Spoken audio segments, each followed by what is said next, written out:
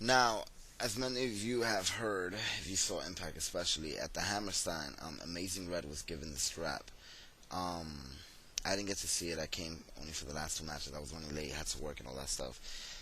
But Amazing Red was given the X Division title, and from my understanding, from what I've read, he didn't even know he was going to win. And I think TNA is the only company that would do something like this, and that must have been an amazing moment for Amazing Red, no pun intended. Which I'm sure he'll never forget. And then the next night in New Jersey, Jay Leto's hometown. You know, New York is um, Amazing Red's hometown. He's from Brooklyn, like me. Brooklyn, and he's Dominican, like me. Nah, um, or that's what I've heard. Either way, so then Jay Lethal won it in New Jersey and won it back right before Impact, and I think this was so brilliant by TNA. Not only does it add another title reign to Amazing Red, even though it was for one day, a title reign that he deserves, but it just makes sense. It really does make sense, and it basically lets you know that anything could happen at a TNA house show. Um, but to talk about Impact these last few weeks, let's go title by title to really get it out there. The women's tag title has not been used at all, probably once or twice these last few weeks, and which I was surprised to see at that.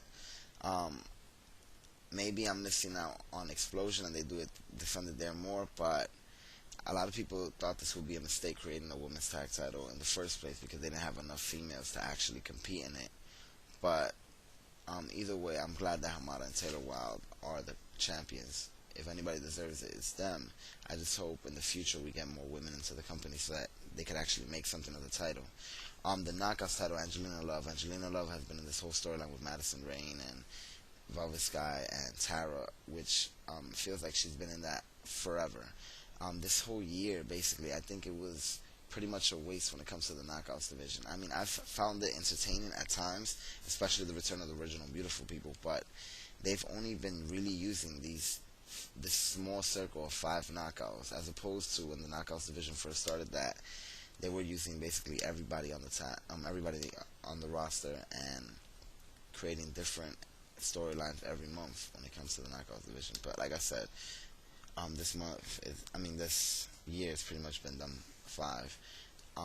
But with that, I don't think it has been that bad, and it's all coming down to a four-way at Bound for Glory, which I think is the perfect way to end this feud, and then continue with Angelina and Tara, and then somebody else after that. The X Division title. Now, there's so many people that say, "Oh, hopefully Jay Lethal brings prestige back to the title and give it meaning and this and that." Blah blah blah blah blah. I disagree with a lot of those people. Like as you can see from my icon since day one here on YouTube, it's been Jay Lethal on Black Machismo. But I don't think them putting the strap on Jay Lethal was to try to save the X Division or something. In my opinion, the X Division didn't need saving since about 2007. You know, it's not. I don't even know why people complain the X Division as much as they do. I mean, I can understand that if you watched TNA around 2005 and you saw the likes of Samoa Joe and AJ Styles and Daniels fight for that title, you might be disappointed today, but it's Daniels, Samoa Joe, and AJ Styles. They're freaking main eventers. They're not just anybody. They only raise the bar so high. Of course, it's going to be hard to match that, but if you look at other wrestling companies and how they do with their titles, like not to compare to WWE, but the Intercontinental Championship or the U.S. title, there's this level of inconsistency with reigns being less credible than other reigns. But I think in TNA, with the X Division title, since if we go back to 2006, these are the champions that we've had. And if you can name three wrestlers that you wouldn't approve of, let me know. We've had Senshi Loki, Chris Sabin, Jay Lethal, Samoa Joe, Kurt Angle, Jay Lethal again, Johnny Devine, which is the one title reign that I probably didn't like in that time period, and that's only because TNA didn't give him the chance to bring his title reign to life. They basically just had him carrying it around and not really caring about him that whole Team 3, the X Division feud. So anyways, Johnny Devine, He lost it back to Lito, and then Lito got Canadian destroyed the shit out of him and lost it to Petey Williams. And Petey Williams had a very fucking epic run. He defended it against the likes of Kazarian, injured at that, um, Creed and Sheik, and it was just a great title reign. And then we had Sheik Abdul Bashir win it, and that title reign was a little different from previous X Division title reigns since his style is kind of slower and more technical to a sense, so it gave it a nice change of pace. I wasn't a big fan of the title reign, but he was pretty good on the mic and he brought his character to life. He did his part, so I'm not against it either. And then, can't even remember who Sheik lost the title to. Oh, Sheik lost the title in that whole Eric Young thing, and basically then it was vacant, and we had Chris Sabin versus Alex Shelley for the X Division title. Once in a lifetime, basically, you're gonna get a match like that on a card, and Alex Shelley won it, becoming it was his first ever X Division title reign. He soon lost it to Suicide, who was Kazarian, and they were making a push for. And Suicide defended it for a couple months, and then Suicide lost it to, and, defended against the likes of Daniels and single matches and several other people. And Suicide ended up losing it to Homicide, and then Homicide ended up losing it to Samoa Joe. Samoa Joe defended it against people like Daniels, Homicide, and then Amazing Red, and Amazing Red won it from him. Then Amazing Red defended it for a couple months. All these competitors that I've been naming, seriously, which one of those competitors do you not approve of? Homicide, Suicide, it's just, the list goes on and on. And another note, when Suicide was the champion, Daniels won it, Kazarian also defended it, two people that really deserve it. Then Amazing Red lost it to Doug Williams, who Doug Williams doesn't look like an X Division wrestler, but the thing about the X Division is there's no limits, no weight limits. And every match Doug Williams has, he's such an amazing competitor, it has potential to be great, depending, regardless of who he mixes it up with. So he defended it against the likes of Brian Kendrick, who else? Let's see, Brian Kendrick, Shannon Moore. Then he had to drop the title, and we had a very interesting three-way with Shannon Moore, Kazarian, and Homicide. Earlier, before that, we had an X Division escape match.